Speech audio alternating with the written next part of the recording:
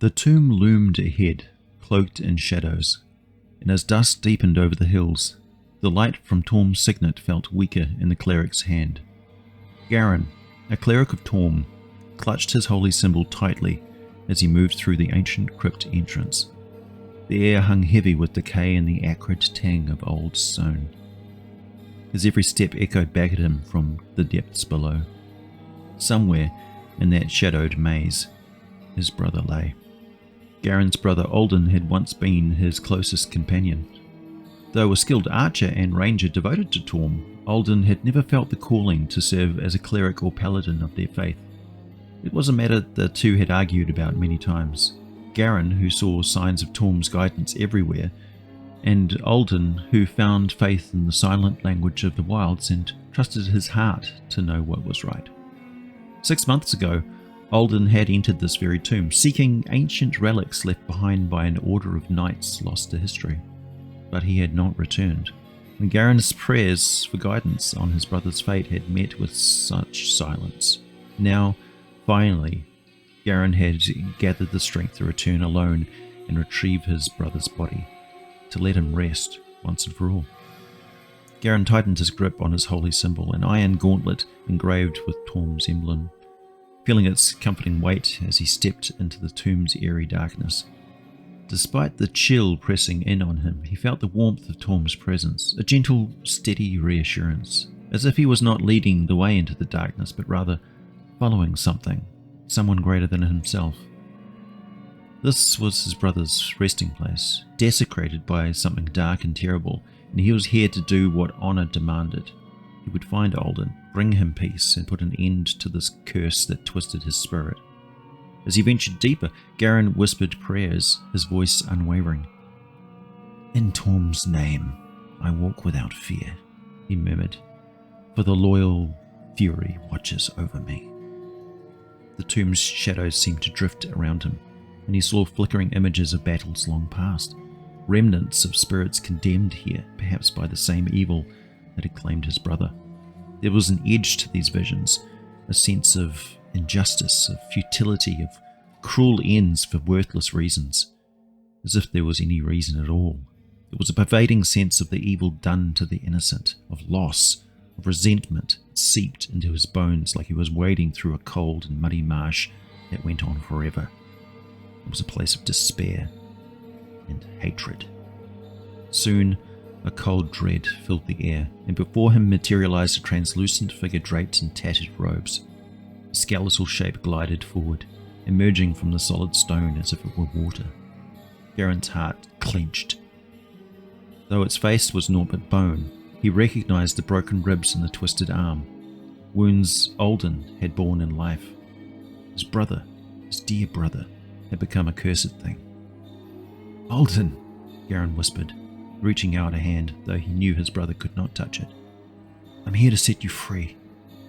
The apparition's jaw clicked open, and the shadows of bony fingers reached towards Garen's throat. Yet Garen stood firm, whispering words of courage and devotion to Torm. He would not falter. "In the name of Torm," he commanded, his voice steady, "I swear you will find rest, my brother." Alden's apparition withdrew, twisting and recoiling as if in pain, but its hollow, lifeless eyes locked onto Garen. Garen knew that Alden's soul was not alone in this prison of shadows. Some darker spirit, some more ancient and twisted evil, held sway here. Torm's teachings flooded back to him, and the quiet hall of devotion with its magnificent statue and beautiful stained glass window overlooking the yard where paladins trained, as he read from holy books and listened to the wisdom of his elders. He must confront not just the symptom of the curse, but its source. Closing his eyes, Garen called on Torm for strength to carry out his sacred duty. "Great Torm, grant me passage to the Vale of Death, the spirit realm, so that I may end this blight." He knew this could be done, though it was not common for priests militant of the Tormtar, or that of Tyr or Ilmater. He knew it was an ability the priests of Kalimvor used when they called on their god. A surge of divine energy rippled through him, and as he opened his eyes, the tomb around him took on an ethereal glow. As he crossed into the spirit realm, the land of the dead, before him, towering and more monstrous in Alden's shade, loomed the apparition of an ancient creature, a being of pure malice, the one who had condemned his brother to his fate. Garen faced the dark apparition, lifting his holy symbol high. By Torm's command, I shall release the souls you hold captive and end your reign of terror. For justice, for loyalty, for my brother. The apparition hissed, a sound like rusted steel tearing through cloth, and rushed at Garen with skeletal claws outstretched. For a moment the cleric felt a chill gnaw at his courage, but he focused on Torm's principles, his sense of duty, his loyalty, his willingness to sacrifice all for this final confrontation. Channeling Torm's divine power, Garen unleashed a radiant pulse of light from his holy symbol. The apparition's form faltered, its dark energy fraying. Still, it lashed out, but Garen held his ground, his prayers to Torm forming a shield of radiant energy around him. With each word he spoke, each prayer that escaped his lips, the apparition grew weaker, dissolving into tendrils of smoke. In its final moments, the apparition let out a ghastly wail and vanished, leaving only silence. Garen looked to where his brother's shade had been, and for the briefest moment, he saw Alden, his face at peace, nodding in silent thanks. Then, like a whisper on the wind, his spirit was gone, finally free. Garen knelt in the tomb's eerie quiet, pressing his hand to his heart. Torm, my thanks for the strength you've granted me. May Alden's soul now rest, and may I be worthy of your guidance, always. With a heavy heart, Garen rose and made his way out of the tomb, feeling the weight of his duty fulfilled, yet knowing that his path as a servant of Torm was far from over. Apparitions come to us from the original Fiend Folio published in 1981. They are one of those monsters that feel like a Dungeon Master's mean prank, designed to weaponize a player's assumptions and land their characters in serious trouble if they underestimate what they're dealing with. This mischievous, sometimes deadly trickery is a hallmark of classic creatures from the Fiend Folio, like the infamous Disenchanter or the Nilbog. An apparition is a spectral form of undead that comes into existence primarily as a result of a curse binding its soul to the ethereal plane in an unending loop of terror and rage. It takes on the appearance of a skeletal figure cloaked in decaying filthy bandages, existing in a semi-solid form only when attacking, but otherwise appearing airy and insubstantial. Apparitions are notable for being able to cross from the ethereal plane to the prime material plane, often requiring only a momentary lapse into reality and to phase between the planes. The nature of the apparition's torment is a psychic agony, locking the undead spirit into a fractured and relentless pattern of behavior that drives it to lash out with murderous rage at any living beings it encounters. The apparition exists in a twisted mindset, wherein it blames the living for its plight. This compulsion to strangle its victims, though, does nothing to relieve its suffering or its curse. It merely acts out of blind rage, strangling the living in a futile attempt to alleviate the endless torment that it feels.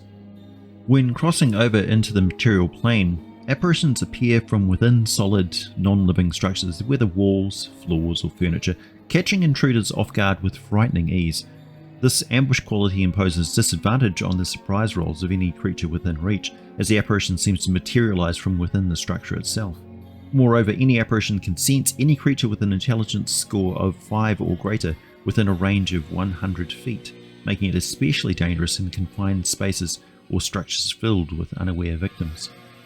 What makes the apparition particularly dreadful is its method of attack. It does not engage in direct physical combat, rather it employs a potent supernatural form of suggestion to instill a horrific illusion that convinces its victims they are being strangled by spectral hands.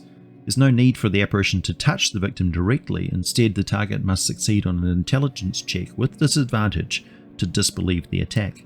Failure results in the victim experiencing a fear effect, fleeing as if under a fear spell for 1 to 4 rounds and becoming susceptible to another attempt if the apparition attacks again. However, if this roll fails entirely, the victim may be scared to death, suffering an immediate, fatal heart attack. If a removed spear is not applied within the same round, the victim's death is final. For the slain, unless returned to life within 24 hours, there's a high likelihood, something like 80%, that they will rise as an apparition 2 to 8 hours later, continuing the grim cycle. This fear effect, by the way, manifests as feeling like you're being strangled to death. An apparition's drive to propagate its curse is an ingrained part of its undead nature. When it kills, it imparts a similar curse upon its victim, and those who perish without proper rites or purification are at risk of becoming apparitions themselves. Apparitions left to linger on the material plane without proper rites will often fixate on familiar souls or former companions, seeking them out to share in the torment that bound their own spirit to undeath. They don't attack out of memory, but rather through an instinctual drive to continue the curse, homing in on the living they feel must suffer the same fate. They have no need for sustenance, companionship, or dwellings, as they don't eat, drink, or sleep. A newly formed apparition may remain near the creature that originally created it, adjusting to its newly damned state before ultimately wandering off to pursue its own path of destruction. In combat, they are formidable opponents. Apparitions on the material plane can only be attacked while in their semi-solid state during an active attack, and only silver or magical weapons can affect them. On the ethereal plane, they can be confronted normally by other ethereal creatures, so they possess an armor class of 15 there, which adds to their resilience. Clerics can attempt to turn apparitions, but this task is difficult, and the apparition's ethereal nature makes it a challenging foe to banish from any realm permanently. Apparitions can reform on the ethereal plane within 5 to 8 days after being struck down on the material plane, unless destroyed in the ethereal realm. Driven by the torment that curses them, they will seek out those who survive their attacks, drawn by the relentless compulsion to spread their fate. Only when an apparition is permanently destroyed in the ethereal plane does it find release from its curse and pass on to the afterlife. For Dungeons & Dragons 5th edition, the apparition's converted stats have preserved much of its unnerving abilities. The horrific undead maintains its ethereal nature, possessing resistance to non-magical attacks and an unsettling suggestion ability that can paralyze and eventually kill by sheer fear. The apparition's horrific suggestion compels its target to believe they are being strangled by ghostly hands, inciting terror, paralysis, and even death if not stopped. Once slain, the victim has a 50% chance of rising as an apparition themselves, unless laid to rest by a blessing such as a gentle repose or protection from evil and good. In every way, the apparition embodies a terrible fate, one of restless vengeance, unending torment, and unquenchable hatred for the living. It stands as one of the most effective reminders in the game that undeath is often a fate far worse than death itself, a curse that breeds only more suffering, perpetuating itself through fear, pain, and endless horror. My name is AJ Pickett. If you enjoyed this video, I have many others on my channel for you to binge watch to your heart's content. And if you're stopping by an internet cafe or a library or any such thing, or going to your friend's house and you're about to step out and they've got unlimited access to the internet, please pop on my Monster Ecologies playlist and just let it go. It really will be doing me a huge favour. Thanks for listening. As always, I'll be back with more for you very soon.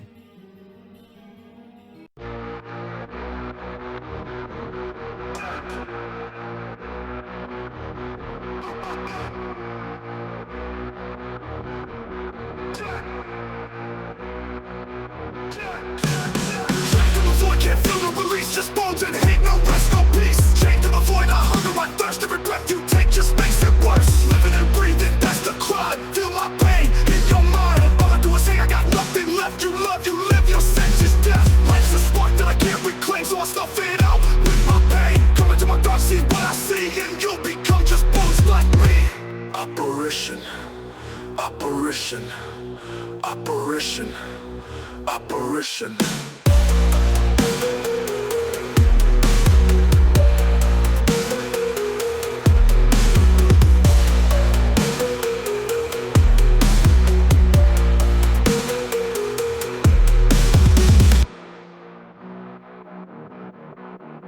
Trapped in the void, can't feel no release. Just bones and hate, no rest, no peace. Chained to the void, I hunger, I thirst. Every breath you take just makes it worse. Living and breathing, that's the crime. Feel my pain in your mind. All I do is say I got nothing left. You love, you live, your sense is death.